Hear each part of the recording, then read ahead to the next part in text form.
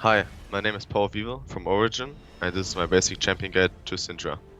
In solo queue, you should not pick her into something like Tamkench. I think it's a difficult matchup against Fitz, Zed as well, because these champions just can easily avoid your ultimate with their ultimate. You need to play it really good. You need to force the ultimate on you to counter their ultimate. I just don't think you should blind pick her too much. Mostly it's a champion which is good against champions like LeBlanc. Otherwise against Orianna, Cassiopeia, it's all like equal matchups. You can win them, you can pretty much lose them, but it just depends on skill. So the early laning phase of Syndra is, depending on every matchup, a little bit different. Against melee champions, you should normally dominate them with the... Every time they go for a last hit, you Q them. You try to pop your Thunderlord's Decrease with QE auto attack or a WQ auto attack. It's pretty straightforward.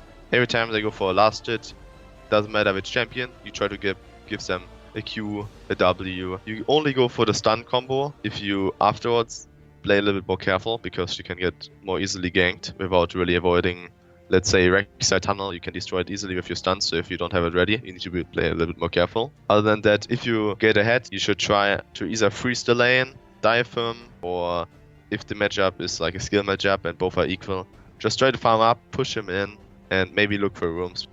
Okay, the Syndra positioning in teamfights, if you can get the carries without being in danger, it's pretty good. If not, if you can't reach the backline, you should try to hold one of the more squishiest tanks. So you have a lot of balls on the ground, and you can pretty much stun 4 or 5 people if possible. And obviously, if you can somehow get a catch before the team fight, just burst everything on the AD carry or on the mid laner, it doesn't really matter. If you kind of get the feeling how to hit the stun and how much range you have with the stun, because that's, I think, the most trickiest part on Syndra. You have already like 90% of the champion learned. Well, as mentioned before, I think one cool trick on Syndra is that you, as example, Q the backline minions. You try to wait for your next Q spell, so you can stun him with the ball on the ground. You instantly Q ultimate him, but you should use Q first, because the Q instantly gets used for the ultimate as well. The second trick is against LeBlanc, so if you just use E-spell the moment he literally is in front of you, you can't miss it and you interrupt his damage. You interrupt his damage and you interrupt, maybe you stun him and you can wombo combo him afterwards, but these are, I think, the most, or like the best tricks you can actually do on Syndra. Okay, so in red runes, I'm taking Hyper Penetration, because I really like to have the magic and the armor penetration in nearly every matchup. It helps you just to auto-tech trade, to magic trade with spells, so I just feel like they're really worth it. In yellows, I take the HP per level. You can use armor flat if you're playing against Zed, Talon, maybe Varus, but in nearly any other matchup, I would suggest going HP per level. And in blues, I take 6 times CDR per level. And you can choose to take 3 times AP per level in the blues afterwards, or magic resistance per level, magic resistance flat. It kind of just depends on you as a player, what you prefer and what you like. And crins are just standard, 3 times 5 AP. Okay, so I'm going 12, 18, 0. I like to go the feast just for laning phase, getting 20 HP. Every 20 seconds is just pretty good. Afterwards, I go for the Bounty Hunter. As Syndra, you're like an assassin player, so you get a lot of kills normally, and you can normally always use this. In the 18, I go for the Cookies, which is pretty standard, I would say. Going for a dangerous game. I don't really like the Bandit, so I would always say you should go for a dangerous game.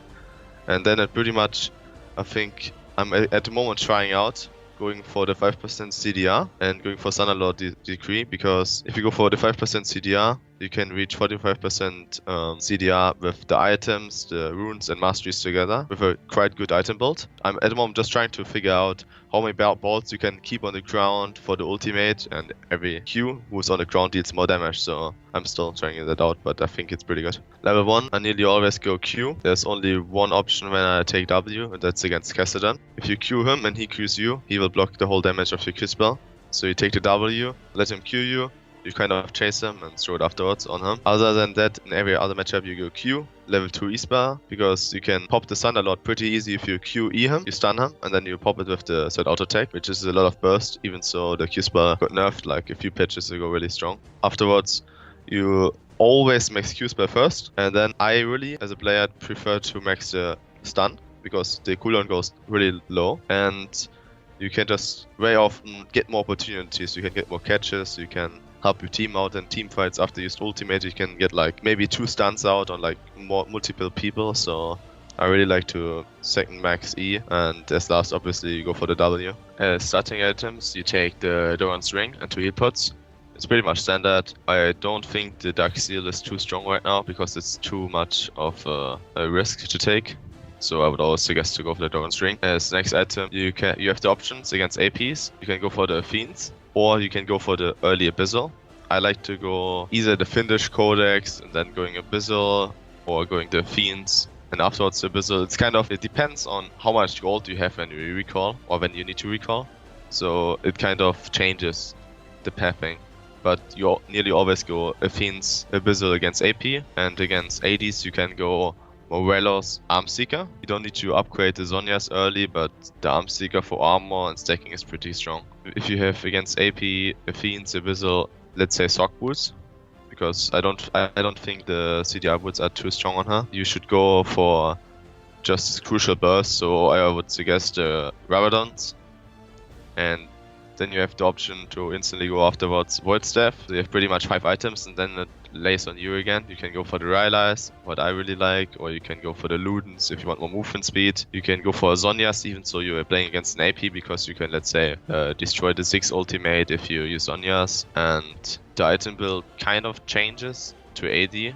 Just the Fiends changes to Morelos, and the Abyssal changes to Ludens, an early Rylai's. You don't need the Void Staff too early. I think it's more important to get the Rabadons as like 3rd item, 4th item, before you go for the Void Staff. Because with the Abyssal, let's say Sock Boots, you have already a lot of magic penetration, and normally you just need crucial AP. Thanks for watching this Syndra basic champion guide. Make sure to check out the rest of the guides over at lolclass.com.